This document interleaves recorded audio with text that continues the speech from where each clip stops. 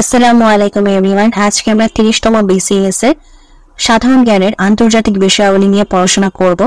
আমাদের এই চ্যানেলে আপনাদের জন্য বিসিএস এর আলাদা সাবজেক্ট বেসড প্লেলিস্ট রয়েছে এবং সেই প্লেলিস্টের ভিডিওতে এমনভাবে পড়ে দিয়েছি যাতে করে আপনারা শুনেই মুখস্থ করে নিতে পারেন।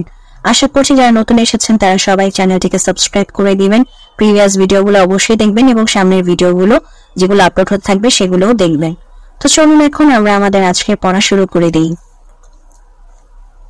ষোড়শ সার্ক সম্মেলন, তো এটা আসলে কারেন্ট অ্যাফেয়ার্স এর।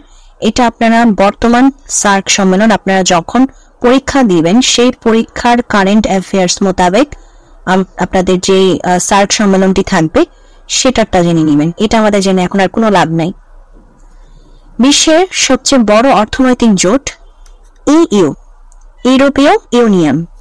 বিশ্বের সবচেয়ে বড় অর্থনৈতিক জোট হচ্ছে ইইউ, ইউরোপীয় ইউনিয়ন। বিশ্বের সবচেয়ে বড় অর্থনৈতিক জোট ইইউ, ইউরোপীয় ইউনিয়ন। আলফ্রেড নোবেল কি আবিষ্কার করেন? ডিনামাইট। আলফ্রেড নোবেল কি আবিষ্কার করেন? ডিনামাইট। আলফ্রেড নোবেল কি আবিষ্কার করেন? ডিনামাইট। কোন দেশটি G8 এর সদস্য নয়? সুইডেন।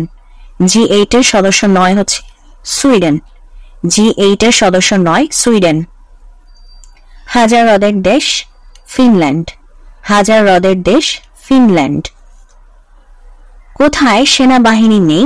ওকে, এখানে সঠিক উত্তর নেই, তো আমরা সেনাবাহিনী নেই কোন কোন দেশে সেটা একটু জেনে নিই। Dominica, Grenada, Kiribati, Liechtenstein, Marshall দ্বীপপুঞ্জ, Micronesia, Palau, Nauru, Saint Lucia, Saint Vincent and the Grenadines, Samoa, Solomon দ্বীপপুঞ্জ, ট্রুভ্যালু এবং ভ্যাটিকান সিটি, এই প্রভৃতি দেশের কোনো সেনাবাহিনী নাই। তো যেসব দেশে সেনাবাহিনী নাই সেটার একটা লিস্ট আপনারা মুখস্থ করে রাখতে পারেন, যাতে করে কখনো কোশ্চেনে যদি আসে কোন দেশে সেনাবাহিনী নেই, ওই লিস্টের যে দেশগুলো আছে সেই দেশগুলো যদি খুঁজে পান তাহলে সেটাকে মানে কারেক্ট দাগ দিবেন বা সেটার মধ্যে আপনাদের সেটা হবে কারেক্ট আনসার। তো আমি আবার একটু বলে দিচ্ছি, Dominica, Grenada, Kiribati, Liechtenstein, Marshall দ্বীপপুঞ্জ, Micronesia, Palau, Nauru, Saint Lucia, Saint Vincent and the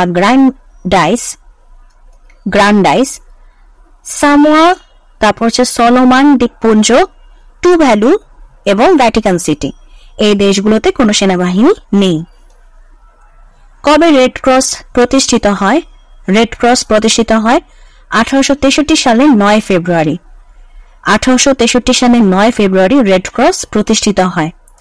1863 সালের 9 ফেব্রুয়ারি রেড ক্রস প্রতিষ্ঠিত হয়। বিশ্ব মানবাধিকার দিবস হচ্ছে 10 ডিসেম্বর। বিশ্ব মানবাধিকার দিবস 10 ডিসেম্বর।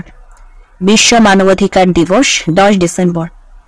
ফিফা প্রতিষ্ঠিত হয় কবে? 1904 সালে। ফিফা প্রতিষ্ঠিত হয় 1904 সালে। ফিফা প্রতিষ্ঠিত হয় 1904 সালে। কিরগিজস্তানের রাজধানী? বিশকেক। কিরগিজস্তানের রাজধানী বিশকেক। কিরগিজস্তানের রাজধানী হচ্ছে বিশকেক।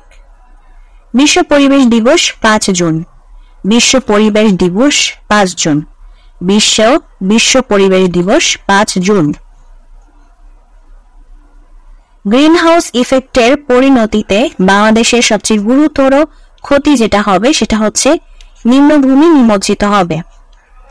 গ্রিন হাউস ইফেক্টের পরিণতিতে বাংলাদেশের সবচেয়ে গুরুতর ক্ষতি হবে নিম্নভূমি নিমজ্জিত হবে।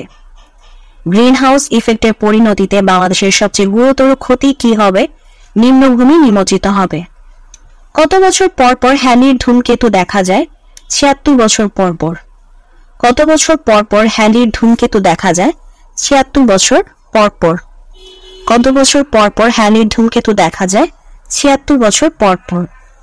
তো আজকের প্রশ্নের সমাধানের ভিডিও এখানেই শেষ হয়ে যাচ্ছে। যদি ভিডিওটি ভালো লাগে অবশ্যই ভিডিওতে লাইক দিবেন, চ্যানেলটিকে সাবস্ক্রাইব করবেন।